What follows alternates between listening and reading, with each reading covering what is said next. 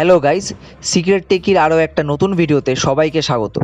আজকে আমি রেজার ব্লেড 18 এই ল্যাপটপটার স্পেসিফিকেশন রিভিউ করব আর দেখে নেব এই ল্যাপটপটার তরফ থেকে আমাদের কি কি প্রোভাইড করা হচ্ছে। তো চলো আর দেরি করব না, ভিডিওটা শুরু করা যাক।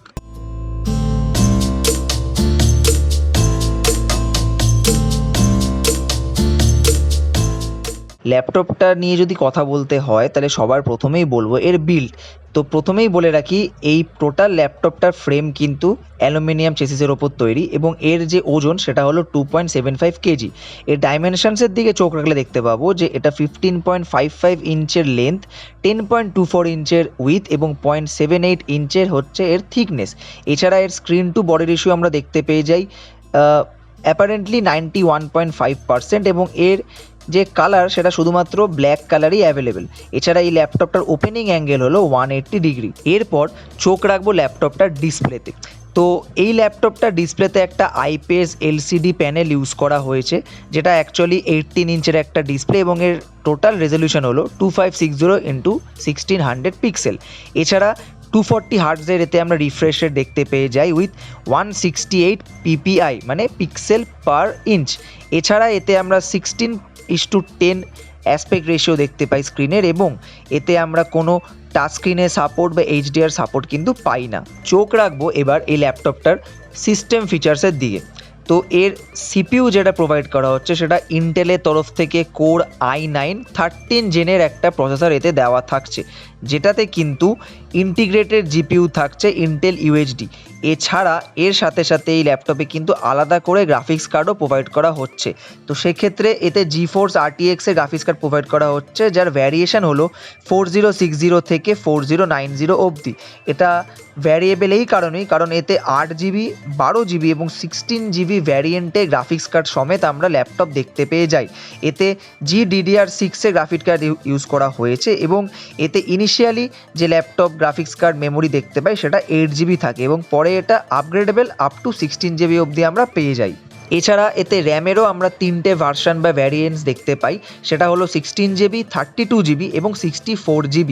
সেক্ষেত্রে প্রত্যেকটাতেই DDR5 এর র্যাম প্রোভাইড করা হবে এবং এতে ডুয়েল চ্যানেল র্যাম থাকছে। তো ইনিশিয়ালি যখন 16GB র্যাম প্রোভাইড করা হচ্ছে তখন কিন্তু দুটো চ্যানেলে 8GB করে র্যাম প্রোভাইড করা হচ্ছে। তো সিমিলারলি তোমরা যখন র্যাম আপগ্রেড করবে তখন তোমরা দুটো স্লটে কিন্তু আলাদা আলাদা মেমোরি লাগিয়েও তোমরা র্যাম আপগ্রেড করতে পারো।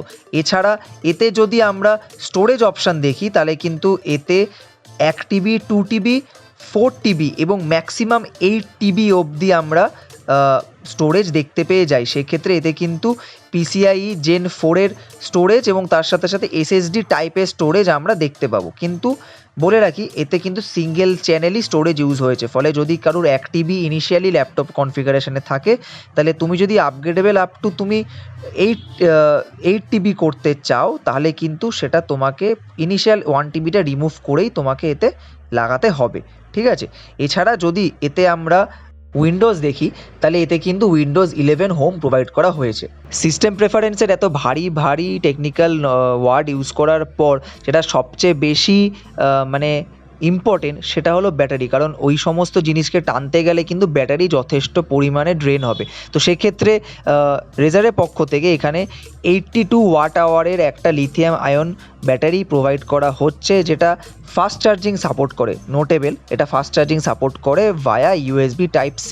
তো সেক্ষেত্রে এতে টোটাল যে ফুল চার্জিং টাইম সেটা 1.5 ঘন্টা লাগে, এটা কিন্তু ওদের থেকে দাবি করা হচ্ছে। তো প্র্যাকটিক্যাল ইউজেজ করলে এবং যখন ল্যাপটপটা আস্তে আস্তে একটু পুরনো হবে তখন আসল দেখা যাবে যে এটাতে অ্যাকচুয়ালি 1.5 ঘন্টায় পুরো ফুল চার্জ হয় কিনা এবং ব্যাটারি রিটেনশন কতটা থাকছে প্রপারলি। এবার ল্যাপটপটার অন্যান্য ফিচার্সের দিকে চোখ রাখবো। তো প্রথমেই যেহেতু এই ল্যাপটপটা হেভি ডিউটি ল্যাপটপ, তোমরা বুঝতেই পারছো যে 8TB স্টোরেজ 64GB র্যাম, তো সেক্ষেত্রে এটা বেসিক্যালি একটা হাই প্রোফাইল গেমিং ল্যাপটপই হতে যাচ্ছে এবং সেক্ষেত্রে এটা কিন্তু হিটিং ইস্যুও থাকতে পারে। তো সেই জন্য এই ফ্যানটাকে কুল রাখার জন্য কিন্তু অ্যাক্টিভ কুলিং সিস্টেম প্রোভাইড করা হচ্ছে, যেটাতে কিন্তু 3খানা আমরা ফ্যান পেয়ে যাই। তো সেক্ষেত্রে কিন্তু অনেকটাই লাভ তোমার এই ডিভাইসকে ঠান্ডা রাখার জন্য। এছাড়া যদি এতে আমরা সাউন্ডের দিকে চোখ রাখি তাহলে এতে কিন্তু 2.4 স্পিকার্সের আমরা একটা সিস্টেম দেখতে পাই, যেখানে কিন্তু 2খানা টুইটার্স এবং 4টা উফার্স ইউজ করা হয়েছে। এছাড়া ডলবি অ্যাটমসের সাপোর্ট থাকছে এতে, এবং 2খানা মাইক্রোফোনের সাপোর্টও এতে থাকছে। এছাড়া এতে ব্যাকলিট কিবোর্ড ইউজ করা হয়েছে এবং এতে একটা টাচপ্যাড থাকছে যেটা পুরোপুরি গ্লাসের হচ্ছে, উইন্ডোজ প্রিসিশন থাকছে, এবং টোটাল টাচপ্যাডের যে সাইজ সেটা হলো 17x9.7 সেন্টিমিটার। এবার ফাইনালি চোখ রাখবো ল্যাপটপটার কানেক্টিভিটির দিকে। তো প্রথমেই ওয়্যারলেস কানেক্টিভিটিতে চোখ রাখলে দেখতে পাবো ওয়াইফাই ভার্সন 6E এতে ইউজ করা হয়েছে, ব্লুটুথ ভার্সন 5.2 ইউজ করা হয়েছে। এছাড়া এতে ফিঙ্গারপ্রিন্ট সেন্সার নেই, যে কারণে বায়োমেট্রিক অথেন্টিকেশন কিন্তু এই ল্যাপটপে সাপোর্ট করবে না, কিন্তু এতে আইআর সেন্সার আছে। এছাড়া এতে ওয়েবক্যামও আছে যেটা ডিসপ্লের ওপরে আছে, এবং সেটার রেজলিউশন হলো 2560x1440 পিক্সেল। এরপর যদি আমরা পোর্টসের দিকে চোখ রাখি তাহলে এতে 3খানা USB 3.2 টাইপ A পোর্ট দেখতে পাই, 2খানা USB 4.0 টাইপ C পোর্ট দেখতে পাই। এছাড়া এতে থান্ডারবোল্ট 4-এরও সাপোর্ট আমরা পেয়ে যাই। এছাড়া একটা HDMI 2.1 পোর্টও থাকে। ডিসপ্লে পোর্ট বা VGA পোর্ট এতে সাপোর্ট করে না, কিন্তু 3.5mm এর অডিও জ্যাক এতে সাপোর্ট করে। এছাড়া এতে RJ45 বা আরেক কথা যেটাকে আমরা ইথারনেট পোর্ট বলি, মানে যেটা ইন্টারনেট কানেকশন ডিরেক্টলি তোমার ল্যাপটপে কানেক্ট হবে, সেটার পোর্ট থাকছে এতে। এছাড়া SD কার্ড রিডার এবং চার্জিং পোর্টও থাকছে। এত কিছু তো বলা হলো, কিন্তু আসল যে জিনিস যেটার দাম কত সেটা তো জানতে হবে, নাহলে কি করে বোঝা যাবে যে এটা কিনবো কি কিনবো না। তো বলে রাখি, রেজারের তরফ থেকে এটার দাম রাখা হয়েছে প্রায় 2.5 লাখ টাকার কাছাকাছি। তো সেক্ষেত্রে এটা কিন্তু একটা হাই প্রাইসিং ল্যাপটপ হতে চলেছে। তো যদি আমাকে জিজ্ঞেস করা হয় যে ল্যাপটপটা কেমন এবং সেটা প্রাইসকে জাস্টিফাই করছে কিনা, তো সেক্ষেত্রে আমি বলবো যেহেতু এটা একটা হাই প্রোফাইল গেমিং ল্যাপটপ, কারণ এতে এত ভরে ভরে স্পেসিফিকেশান বা ফিচার্স দেওয়া হয়েছে, তো সেক্ষেত্রে দামটা কিছুটা হলেও জাস্টিফাই অবশ্যই করে। তো আমার মনে হয় যারা গেমার, যারা হাই এন্ড গেম খেলো বা হাই প্রোফাইল গেম খেলো, তাদের জন্য এটা অবশ্যই একটা ভালো চয়েস বা অপশান হতে পারে। এছাড়া বাকি তোমরা বলো আমাকে কমেন্টে যে এই দাম এই স্পেসিফিকেশানকে জাস্টিফাই করে কিনা, এবং তোমাদের কি মতামত এই ব্যাপারে। Razer Blade 18 এই ল্যাপটপটা নিয়ে এটাই ছিল আমার স্পেসিফিকেশান রিভিউ।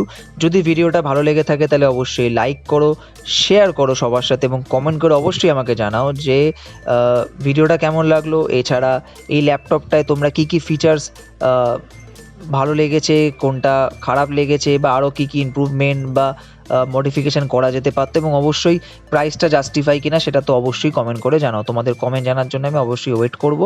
এছাড়া যদি এখনও সামহাও চ্যানেলটা সাবস্ক্রাইব করে না থাকো, হ্যাঁ আমি তোমাকেই বলছি, যদি এখনও সামহাও চ্যানেলটা সাবস্ক্রাইব করে না থাকো তাহলে কি করছো, সাবস্ক্রাইব করে নাও।